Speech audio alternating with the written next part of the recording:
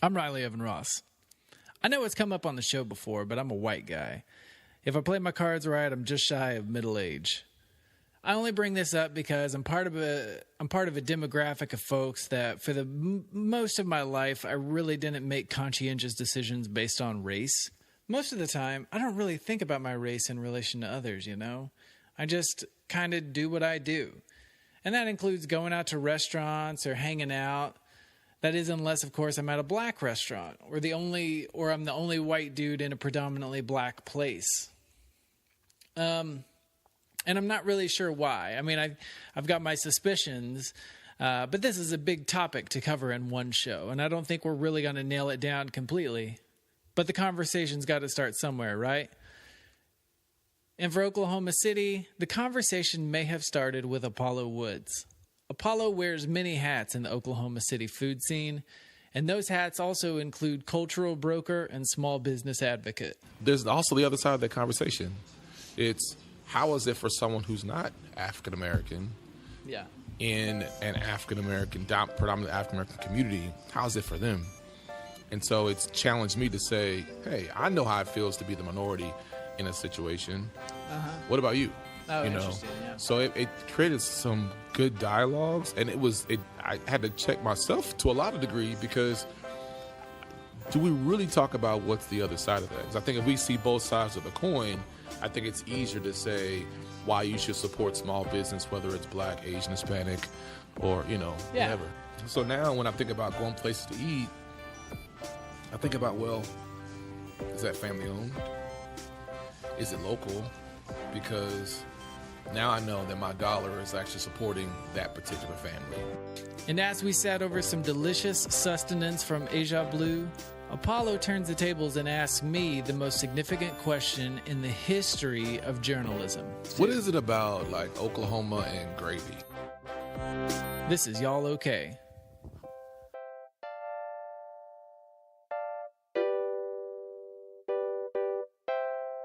Howdy, friends and neighbors. Welcome to Y'all Okay, the podcast about the state of Oklahoma and the people connected to it. I'm happy you're here, and by here, I mean wherever you are right now listening to this. Happy holidays. When this drops, I believe it's December 21st, perhaps December 22nd, if things go awry. This is a fun episode for me. I met Apollo back in May when we spoke at Ignite OKC together. And he lit up his talk. He talked in the second half, and he talked about the history of the black food scene in Oklahoma City and sort of where things are now. And I'll link to his Ignite talk in the show notes below. I say below, assuming you have an iPhone. You scroll down and you'll see a link to his Ignite talk. It'll be a YouTube video.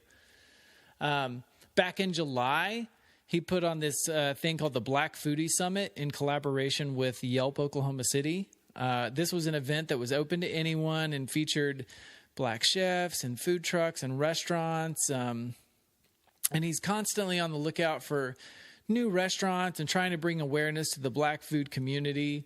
And he runs networking events and brunches, and he's just this animal trying to get his message out there. And it's important. It's important work, and I recognize that not as a black person, but just like, as someone that wants to see Oklahoma City elevate to the next level. Like he's out there. He's doing the work. He's putting it in. So back in August, about 4 months to the day, we met at Asia Blue, which is at 2222 West Hefner Road. So it's like up on Northwest Hefner and Penn. It's like right next to the Love's corporate office over there, really close to Hertz. I think it's technically in the Village.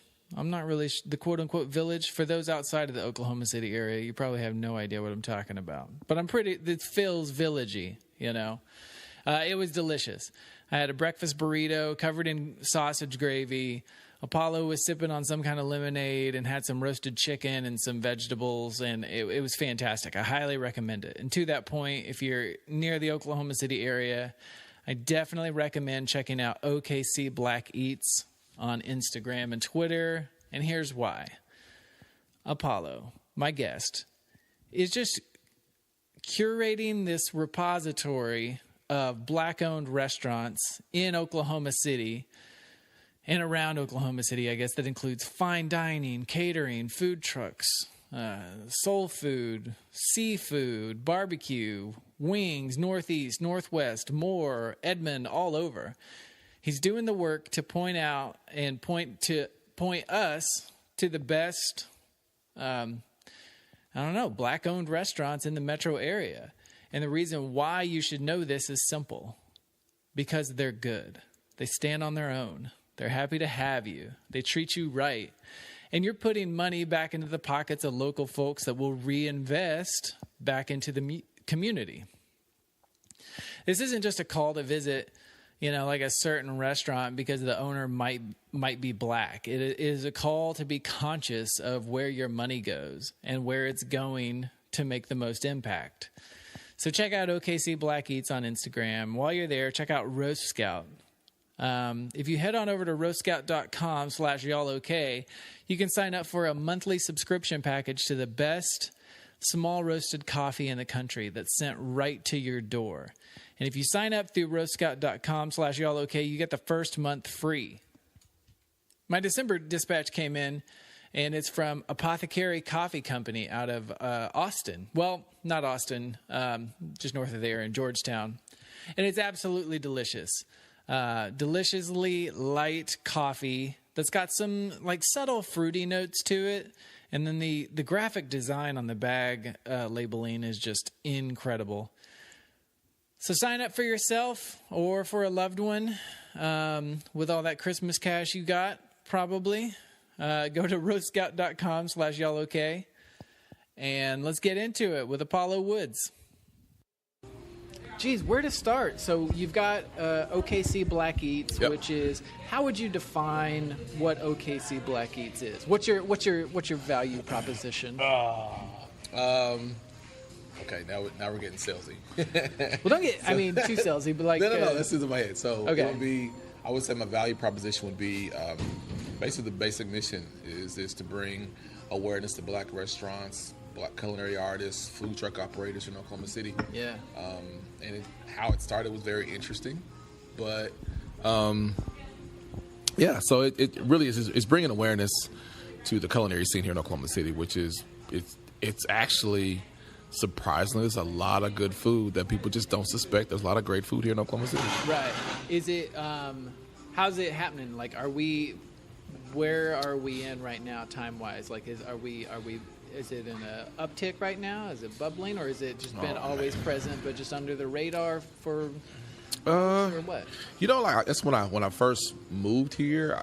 I didn't know where to look. So born in Oklahoma, but moving away and coming back, I didn't know where to where are the places. I was so used to going to a particular website or finding things and really finding stuff. So right. I would say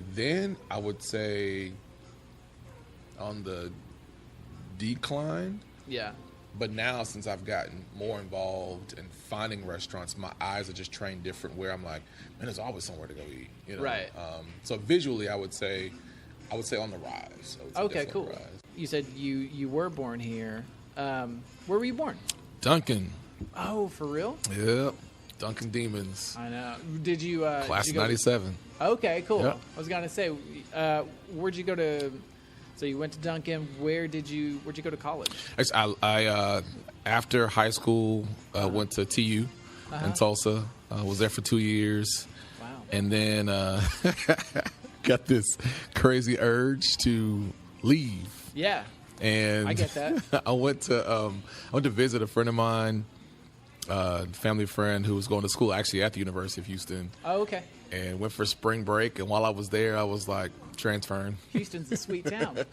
Not really realizing how big the city was. It's huge. Had no idea. I even think landmass wise, it seems like it's bigger than Oklahoma City to a degree. It is. Harris County is the largest county in the United States, I think. Huge. So when I moved, when I got back, I had applied, was admitted, and went home for the summer. My mom was like, "So when do you go back to Tulsa?" I was like, "I'm not." Oh, that's a good conversation to have with your mom. I'm going to Houston. And, I think she got over it quickly because initially I was supposed to go to school in Atlanta. Okay. So, yeah. Yeah, so I think she was kind of like, okay. So I was there from the time I was 19 years old until about 2.5 years ago. I came back to Oklahoma. Oh, wow. Yep. Grew up in that city. Then I realized how big it was. There was like a period of, and it even got bigger. So it just even got bigger while you were down there. Yeah. That become an issue? Or no? Did you just want to like get back to Oklahoma? Like what brought you back? Well, I would say what brought me back is really more career. Yeah. Working in oil and gas. So my company has a headquarters in Houston, but we have several offices here. Sure. So I had an opportunity to be able to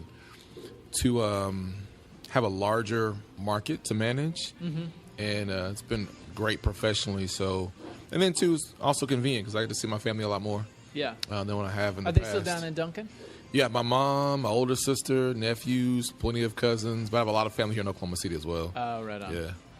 I'm interested in this idea of community. Like I wrote recently, like after you and I had spoke at the Ignite thing, Ignite OKC, there was I'd written about community and just like this idea of like you have to be intentional about building it and stuff like that. So I'm interested if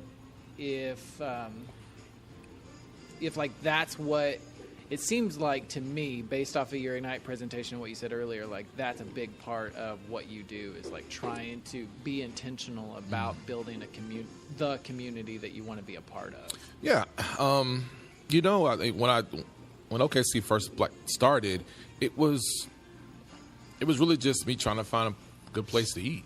Yeah. I wanted to find the mom and pop shop, the place that was really good food, but you didn't really know nothing about. And then I think what it really started when I talked to the owners, right? And I heard their story, and then it was always some great story behind it.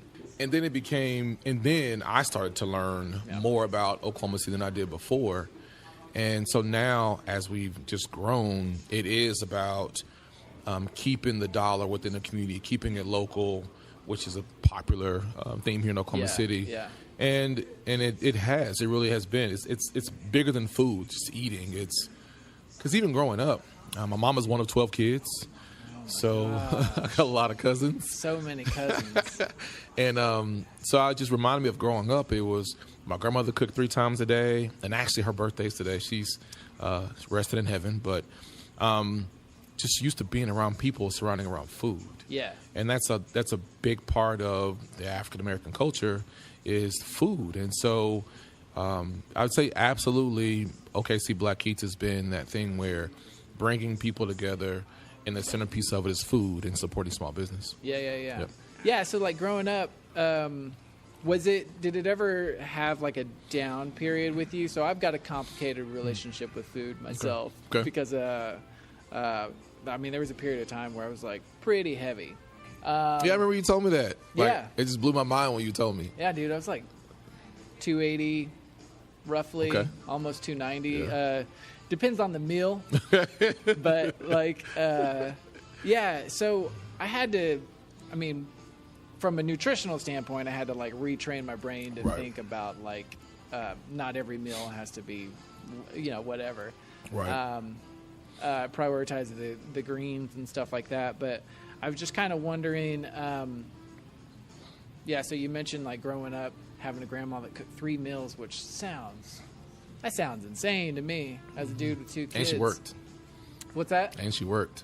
Oh man. I don't know how she did it. I don't know. That sounds crazy. So, like has food always been the centerpiece of something? Like when you were in Houston, by yourself, obviously you had like friends and a community down there, but what role did food have there?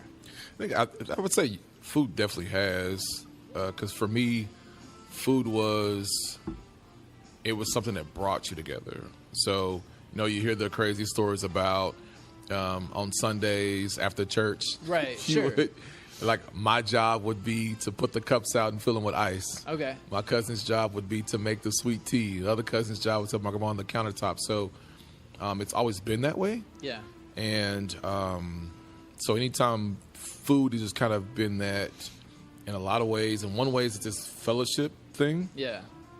And then, it's also been that, being down there by myself at times even for me became that this is the thing that makes me feel good because ironically it reminded me of home. Right. So I had this interesting relationship with food as well. So, but food has always been, food makes me happy. Yeah.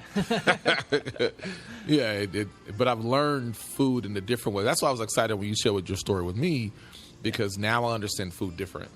Oh, yeah? Right. Like, it used to be like, mashed potatoes and gravy and, I'm eating chicken. And it was chicken legs. But I realized, like, well, your body needs this type of thing. Yeah.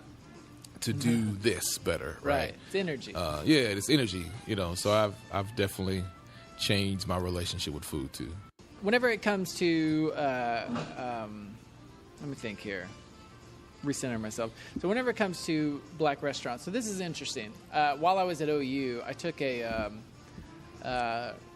African American religion course. Okay. But in there, it was actually because religion is so intimately tied with the African American experience. It ended up being just like an African American cultural course. But it was cool. It was cool in a lot of ways because the professor, and I'm sad I can't remember his name, he talked a lot about the northeast part of town, and he talked a lot about that 23rd Street corridor and what it means and restoring black businesses. And so this was like back in, when was this? Pre-2006, so it probably would have been the fall of 2005 or spring of 2006. But anyway, he was talking about all these ideas that kind of seem to have happened since then. Yeah. So, I mean, I think Oklahoma City's come a long way in the last 12 years, but maybe it's just, I don't know, maybe it's just my realizations. Like, not knowing it. So I guess the question is, that's all context for the question, which is, like, I believe in the cultural importance of, like, having like the black community or whatever community unified at a common place. But how important is it to bring other folks into the fray, like white folks or Mexicans or Hispanics? Yeah. And, what's interesting is I'll use this example. So a buddy of mine actually from Duncan, we ended up connecting at Ignite. Oh, cool. And then he was like, hey, I work out 23rd. I want to go to some restaurants. Let's go together. So I went. It wasn't a date. It was just two dudes going to meet, right? And so we went to Carrot Can Flavors and sat down. He's definitely like, dressed like he's from the Capitol. Oh, right. And it's Friday for me, so it was like jeans and a polo. And we sit down at Carrot Can Flavors, and I'm looking around the restaurant, and I'm the minority. Oh, okay. So it's this interesting thing, like during lunch, it's a lot of diversity during lunch. Yeah. And it made me just start thinking, okay, so then how can food bring people together? Right. Food is that thing like sports and music. Absolutely. It's that thing that brings people together no matter where you are. And so one of the philosophies that we have with OKC Black Eats is figuring out how do we get people to start changing their perceptions. Yeah. So I get really interested when I see someone who shows up at an event that we host, or I'm at a restaurant trying to understand more about, if I find a new black-owned restaurant, and I'm like observing the interaction. Right. And then I'll even ask, is this your first time? And a lot of times they'll say no. Yeah. But I think what we don't do well in Oklahoma is we don't have enough outright conversations. Okay. And what I've learned is I have my experience being African American male, but then I also get those other labels. He's the bald, athletic male guy that probably played at OU. Right. I'm like, no, I didn't. But there's also the other side of that conversation. It's how is it for someone who's not African American Yeah. in an African American, predominantly African American community? How is it for them? And so it's challenged me to say, hey, I know how it feels to be the minority in a situation. What about you? Oh, interesting. Yeah. So it created some good dialogues, and I had to check myself to a lot of degree, because do we really talk about what's the other side of that? Because I think if we see both sides of the coin, I think it's easier to say why you should support small business, whether it's Black, Asian, Hispanic, or whatever. Yeah.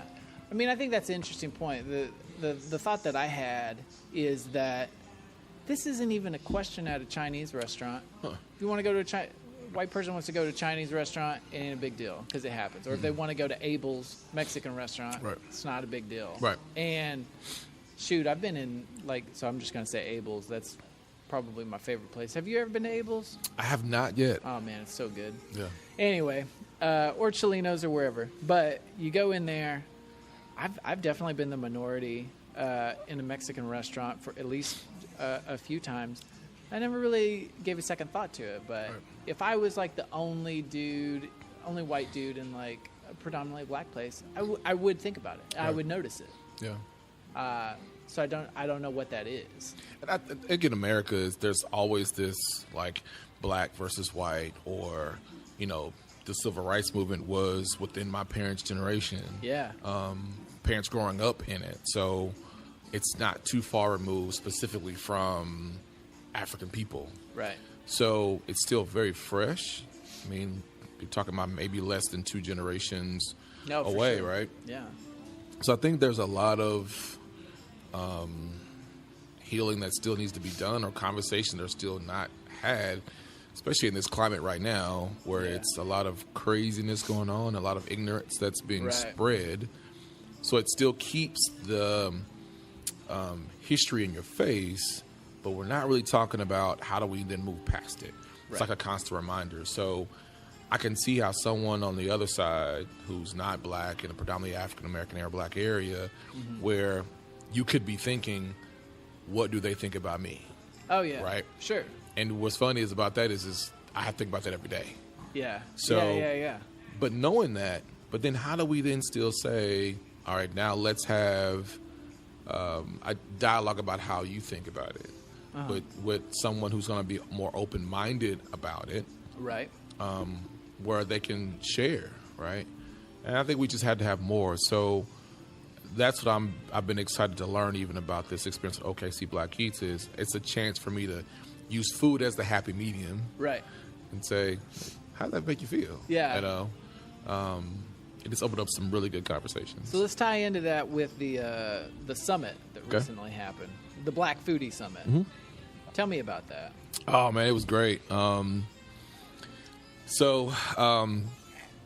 with Yelp, OKC, and the idea was to give small business owners and Black restaurant operators and culinary artists and caterers a chance to get some insight on information that they may have not normally had access to. Okay.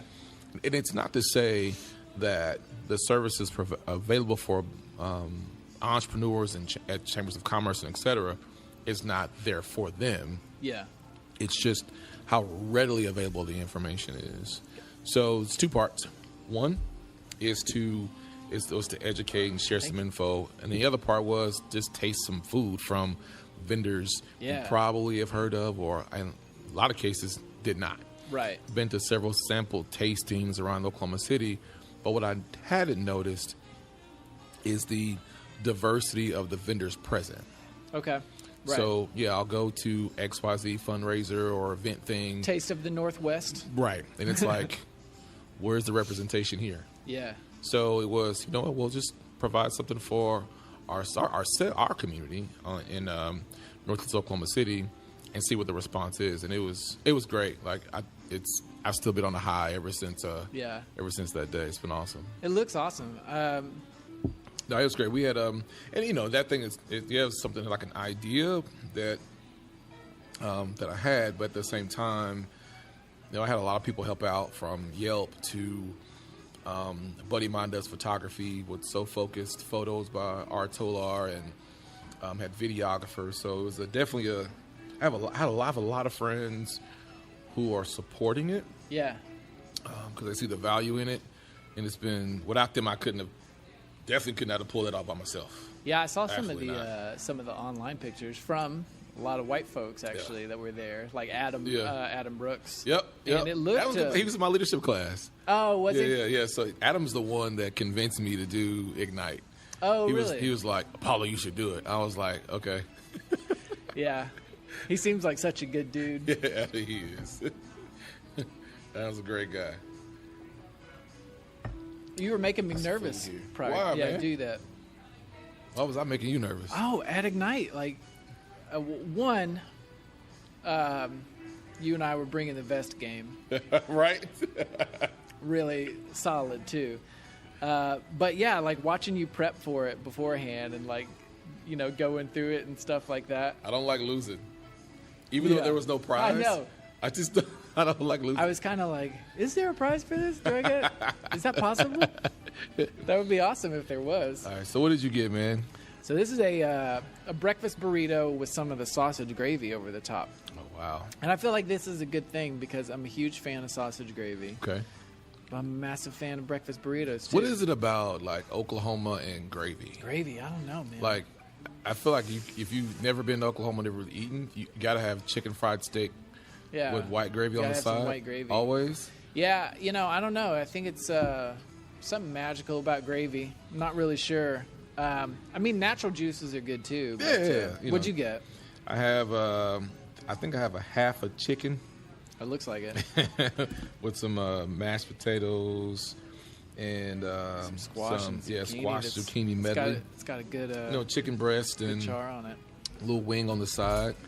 I had to say that because my trainer is now following my social media. Uh-oh. So to let him know, Troy, I did actually eat chicken breast for lunch today. Is he saying, is he a no dark meat guy? Nah. Because dark meat is We'll be in the gym and he's like objectively better. He's eating like what's the breakfast sandwich from a Whataburger? I mean, not McDonald's. That's like a. Oh man, it's like the biscuit's like a pancake. Oh, with the maple syrup inserts. Yeah. It's a McGriddle. McGriddle. He's eating a McGriddle.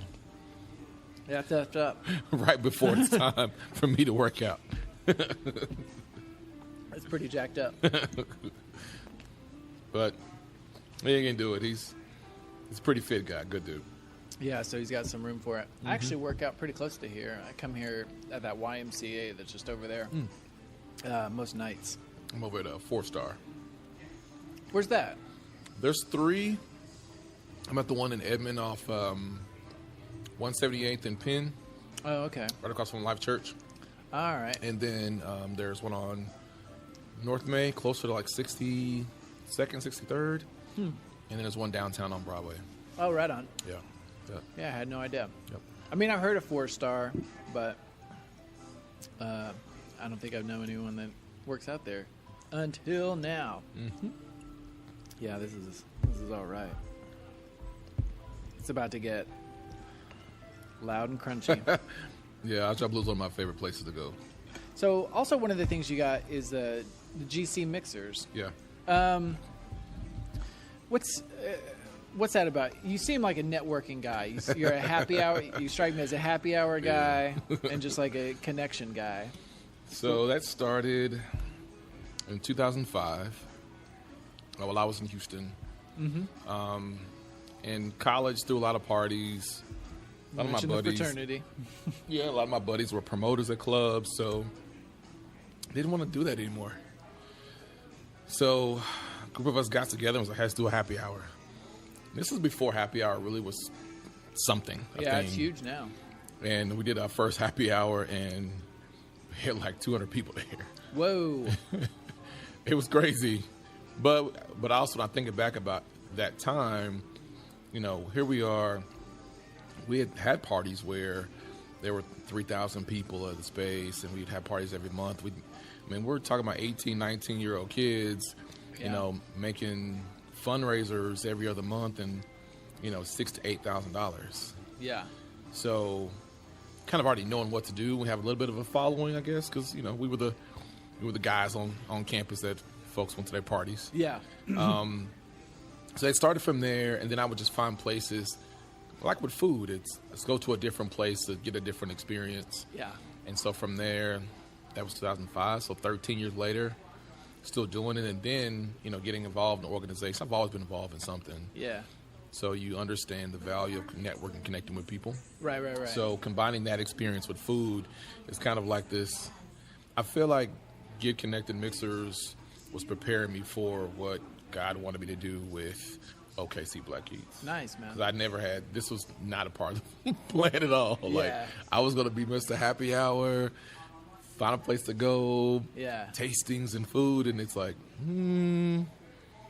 yeah, we're going to do this food thing. Oh, cool. So, well, I'm glad you're following it. So, yeah, it's been great. Since you went to college, at least for a couple years in Tulsa, and you mentioned the other day via email that you make your way over to Tulsa. How often do you go to Tulsa? About twice a month. Oh, okay. About twice a month. I feel like I've neglected, like our eastern part of the state listeners, which is sad because I actually used to live in Broken Arrow and do quite a bit of stuff in Tulsa until we moved back here to the city a few years ago. Tulsa has changed. Like when I left in '99, the first time going back to Tulsa was when I moved back. So from that time until 2006, I hadn't seen Tulsa. The campus at TU was completely different what it was. Yeah. Downtown has grown. There's actually a lot of restaurants and places to eat. Yeah, downtown's cool. The city has made a lot of changes. So, yeah, it's kind of crazy how both Oklahoma City and Tulsa have kind of gone their respective ways and done stuff. I feel like back in '99, I sort of feel like to an extent like Tulsa was the cool place to be. 97, 98, especially for those of us here in the city.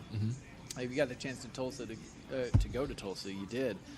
And I don't know if it's necessarily reversed completely, but Oklahoma City has definitely become a little bit more of the place to be in a lot of respects. But Tulsa's still got its pockets of coolness.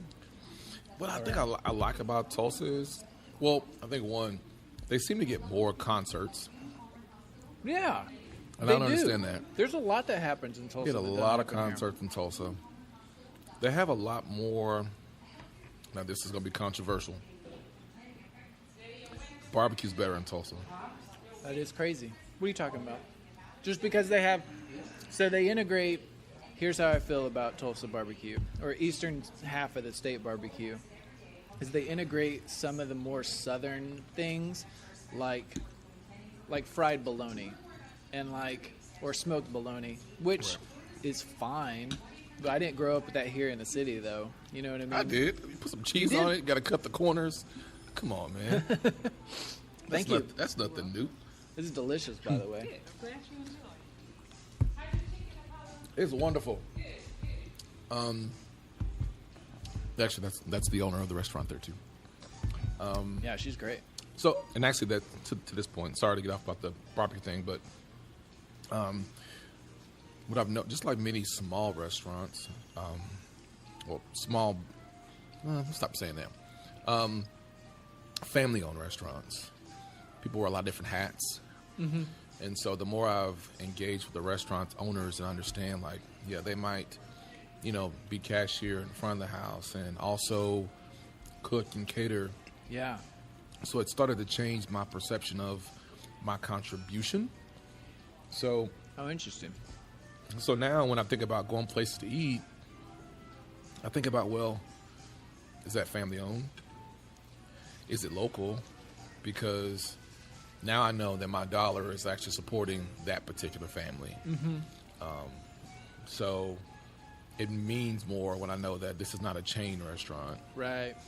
It's actually something that's my dollar goes directly back into supporting that family and supporting that business. Right. I used to think it was difficult I was thinking about this a few months ago. where I've always heard, support black-owned businesses, and I'm like, it's hard to find them. Yeah. Right? That was my thought, because it honestly it was, but I think when I started doing OKC Black Eats, my mindset just changed. Yeah. It no longer felt like an inconvenience to go to a restaurant, when the reality of the matter is I'm passing by a restaurant all the time. Yeah. Just now I know if I am whether I'm on the northwest side of Oklahoma City or I am on the east side, it's, hey, I'm over here, I'm hungry. Yeah. Let me just stop. Yeah. And support, and I feel really good knowing that I'm not just supporting a restaurant. Yeah. I'm supporting another family.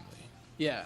So it makes my dollar feel even more valuable than doing it that way. Yeah, depending on where you go, like you're gonna help someone's kid go to college or something. Mm-hmm.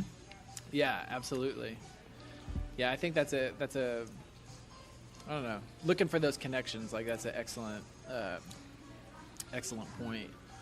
It's a problem with certain restaurant groups, even if they're based in Oklahoma City. It's just a question of are they getting the bulk of the money? You know what was interesting? So I had a conversation with a non-black restaurant owner who owns more than one restaurant. And it was good because he asked. He was like, I feel like I might be appropriating my menu. And I was like, what do you mean by that? It's like, well, I went to this one black-owned restaurant, and the food was so good, I wanted it on my menu. So he started overthinking, if I put, let's say it's fried chicken. If I put this type of fried chicken on my menu, am I stealing? Okay. And I was like, I see what you're saying, but fried chicken's fried chicken. Well, it's not. But if you are really taking their style, yeah, and then I would say, yeah. But I was like, you know what? Maybe the alternative is invite that, person in to be a feature in your restaurant. So now you're partnering together. But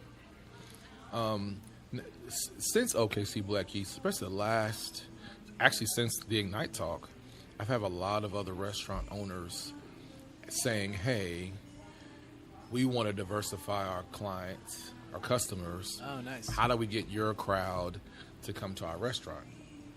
So it's opened up the dialogue. You're a bridge, man. Yeah. But I will say that I think enough restaurants here think about. It's easy when you are white to think about the customer being white. But do you think about how am I going to pull more customers in that may not be? Oklahoma City is 60-some-odd, 70% white.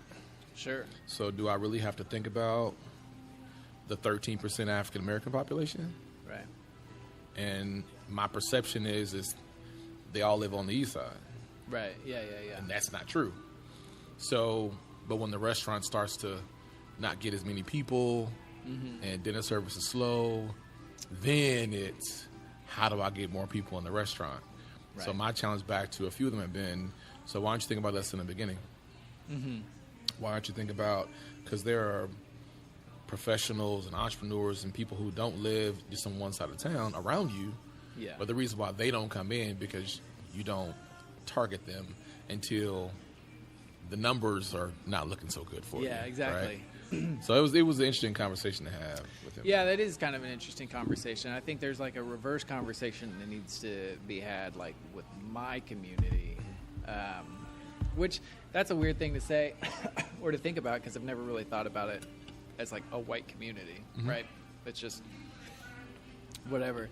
But well, on the other side of that too, when I'm within my own community, we don't think about other stuff either. The black community, right? Yeah. So it's like there are certain rules or certain things that we just know to do. Yeah. And then when my buddies who are not from the community come in, and I don't think about, hey, no, you shouldn't do that. I don't think about it. Right. Because I'm like, oh, come on, hang out. I'm like, wait a minute. I was like, well, let me explain to you. Here's some etiquette, right? Here's how this works. Right. Yeah, don't walk up to somebody you don't know, give them the bro handshake like you know them. Oh, yeah. It'll come across the wrong way. I know. Yeah, peel back. Just be Right. yourself. You don't have to do anything different.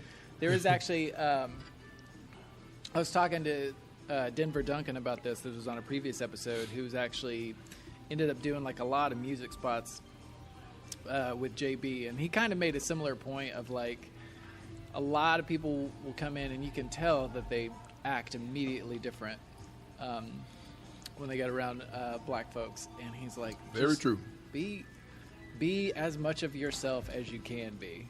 You know, don't just, if you're nice, be nice. Don't try to do handshakes that you don't understand. Like if you just want to do a regular handshake or whatever, just like be. It's called code switching. Be natural. Oh, it's got a term. Yep.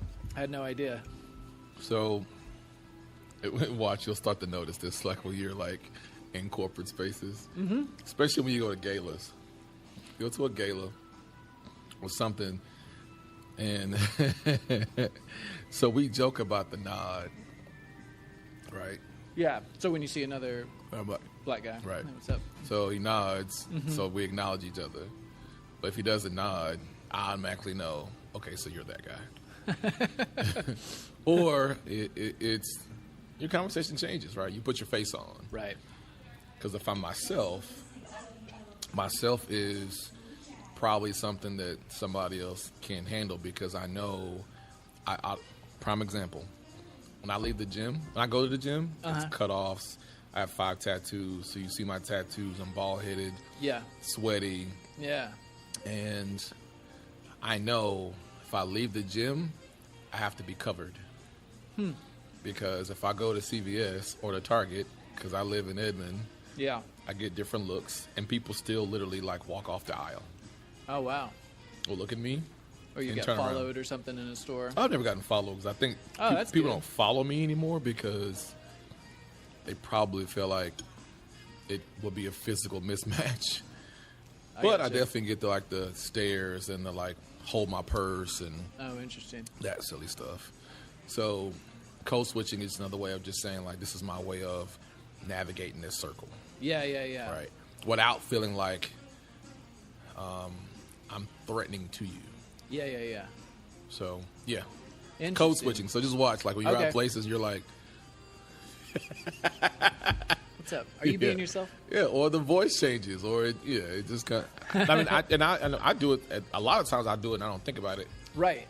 I imagine Yeah. most But- of it's unconscious. Yeah. So it's just funny. So when he says just be yourself, like being yourself to saying that to a white person is not the same Right. as me saying Yeah. be myself to and I'm the minority in the environment, That's because yeah. if I decide I don't feel like talking today because I'm tired of talking, Yeah. it becomes, well, he's antisocial. Gotcha. No, I'm in sales. I talk all the time. Yeah. I don't feel like talking right now. Yeah. I just want to drink my sweet tea or my Yeah. lemonade and eat on my chicken breast. That's right. That's a good distinction to make in this case. Well, let's finish up so we can eat this delicious food. What's your morning routine like? Oh, man. Morning routine is I hit my snooze button 11 times. Yeah. It's just as valid of a morning Yep. routine. But if I roll over in any form of fashion, my dogs are ready to go outside. Oh, okay. Yeah, you've signaled it. Yeah. So they know it's time to get up. So put them out. So your first thought whenever you hear the snooze button is like, Don't move. don't move. Yeah, Yeah, that's exactly. rough.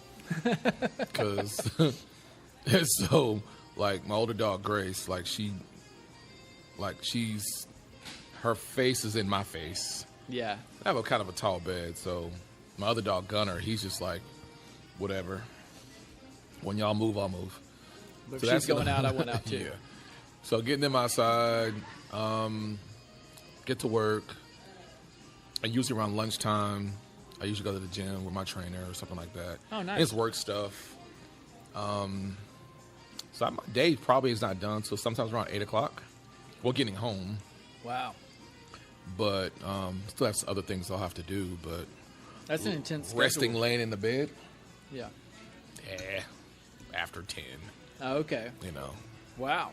But I don't have any kids, so I don't have anything to keep me get me there earlier than what I need to. So that's more doable.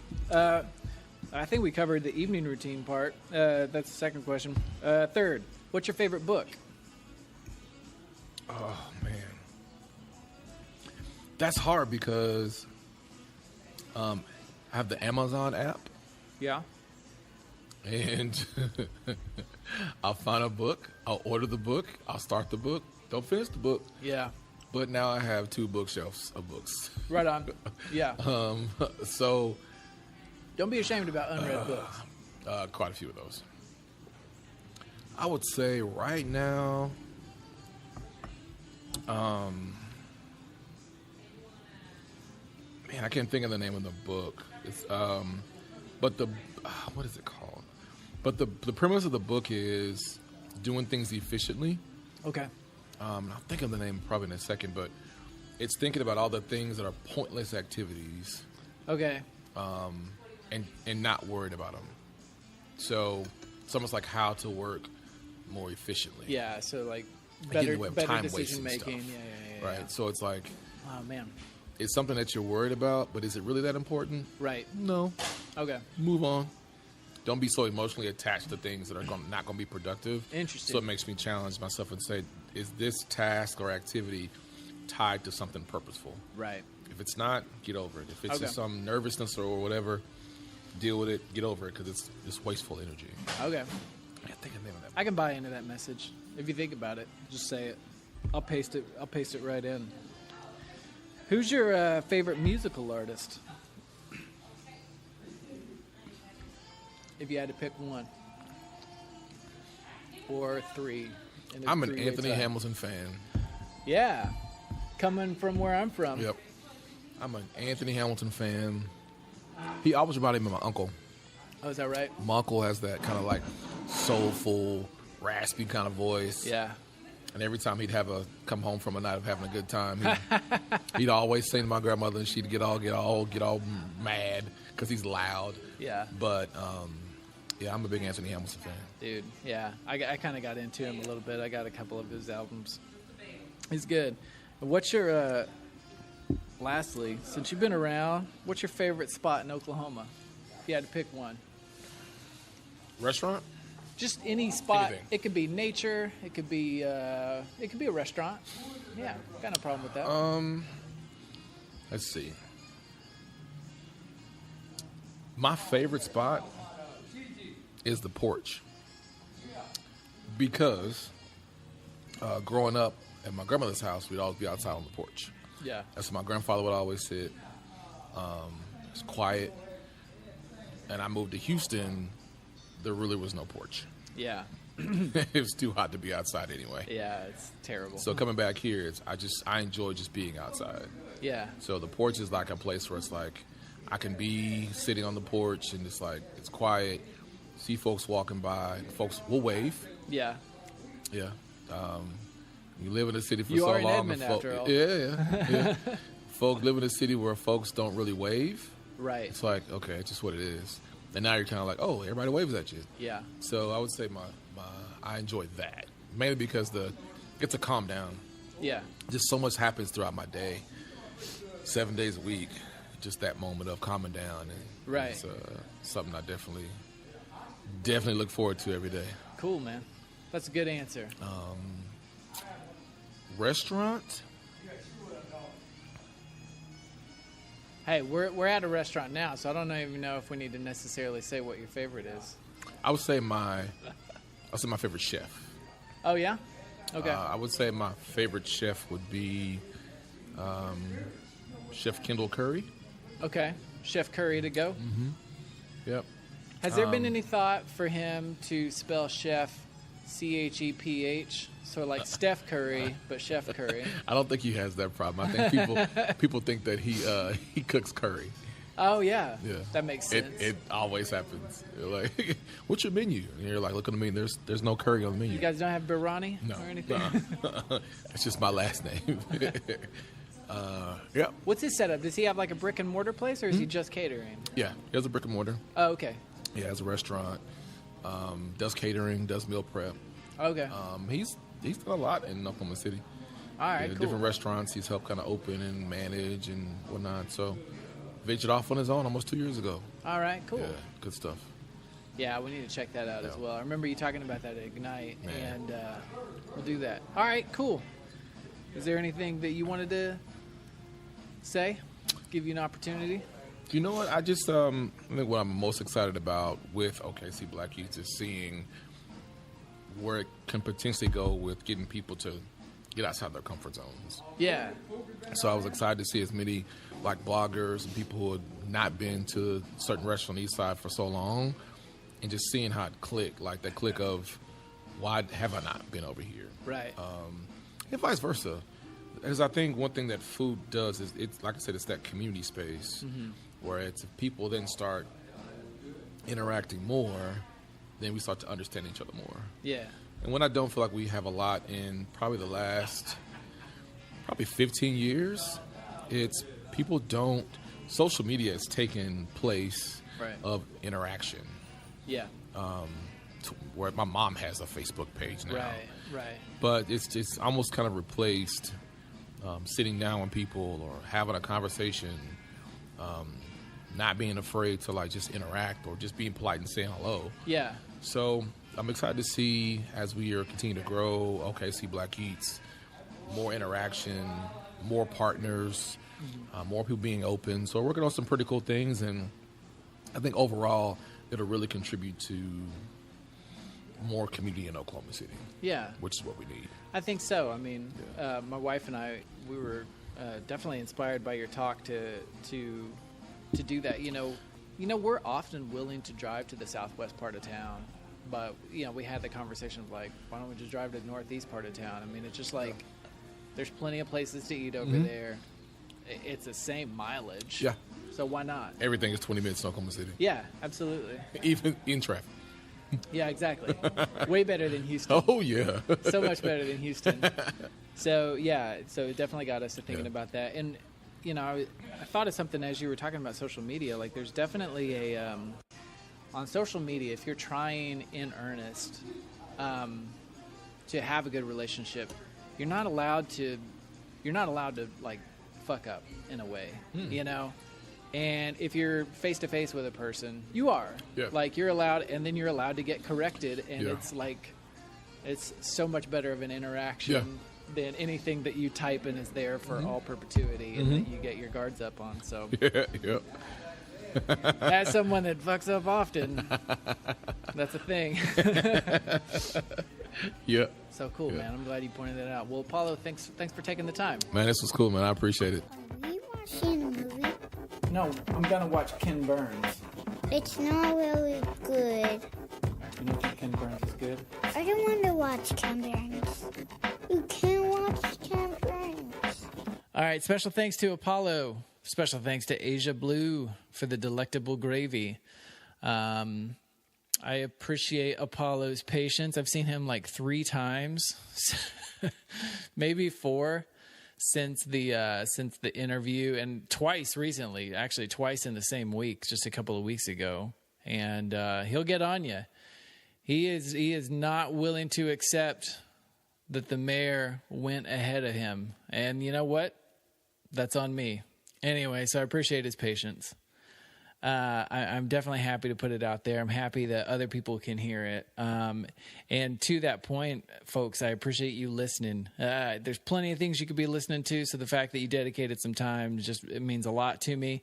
You can check out updates on the Y'all OK Facebook page or on my Instagram at @R_E_Ross, or you can email me at y'allokpodcast@gmail.com. We've got 3 more episodes coming up in the year, I believe, with Doug Sirocco, Natalie Kent, and JB Williams. Super pumped about those episodes.